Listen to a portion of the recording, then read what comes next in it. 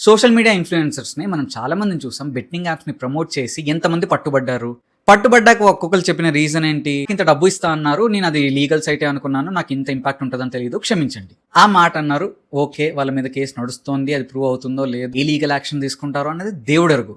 ఒకవేళ వాళ్ళని నమ్మి ఎడ్యుకేటెడ్ పర్సన్ అనుకోండి, లేకపోతే కొద్దిగా మెచ్యూరిటీ ఉన్న పీపుల్ అనుకోండి, దే కెన్ టేక్ ఇట్. తీసుకోలేని వాళ్ళు మారుమూల గ్రామంలో ఒక అబ్బాయి ఉన్నాడు. చూసాడు. వాళ్ళకంత అవేర్‌నెస్ ఉండకపోవచ్చు. వీళ్ళు చెప్పారే ఇది కరెక్టేనేమో అని ఒక ఈజీ మనీకి, ఒక షార్ట్ కట్ వే ఆఫ్ లైఫ్‌కి అలవాటు పడి, తర్వాత ఒకవేళ ఓడిపోతే, ఒకవేళ ఆ మనీ అంతా పోతే, అది తీసుకోలేక చనిపోతే వాళ్ళ ఇంట్లో పేరెంట్స్ పరిస్థితి ఏమవ్వాలి? ఇలాంటి మన సంఘటనలు ఆల్రెడీ గత కొన్ని రోజులుగా చూస్తూనే ఉన్నాం. ఇప్పుడు అలాంటిదే మళ్ళీ వాళ్ళు ఏది ప్రమోట్ చేసినా, వాళ్ళకి క్రీమ్ ప్రమోట్ చేసినా, ఆయిల్ ప్రమోట్ చేసినా, ఏది ప్రమోట్ చేసినా దాన్ని ఒకటికి 2 సార్లు, ఒకటికి 100 సార్లు రీవెరిఫై చేసుకోండి. అప్పుడు కావాలంటే వాడండి గానీ గుడ్డిగా దయచేసి నమ్మకండి. వాళ్ళేం దేవుళ్ళు కాదు. వాళ్ళు అక్కడికి ఎళ్ళుండొచ్చు, వెళ్ళుండకపోవచ్చు. వాళ్ళు దాన్ని వాడిండొచ్చు, వాడుండకపోవచ్చు. ఎవడికి తెలుసు? డాక్టర్ అని బోర్డ్స్ మీద రిప్రజెంట్ చేస్తున్నారు. అది ఒక మిస్ రిప్రజెంటేషన్ అండ్ అది లీగల్లీ గానీ, ఎథికల్లీ గానీ ఇట్స్ అ వయలేషన్. అసలు తను ఏ విధంగా డాక్టర్? తనకు మెడికల్ డిగ్రీ ఉందా?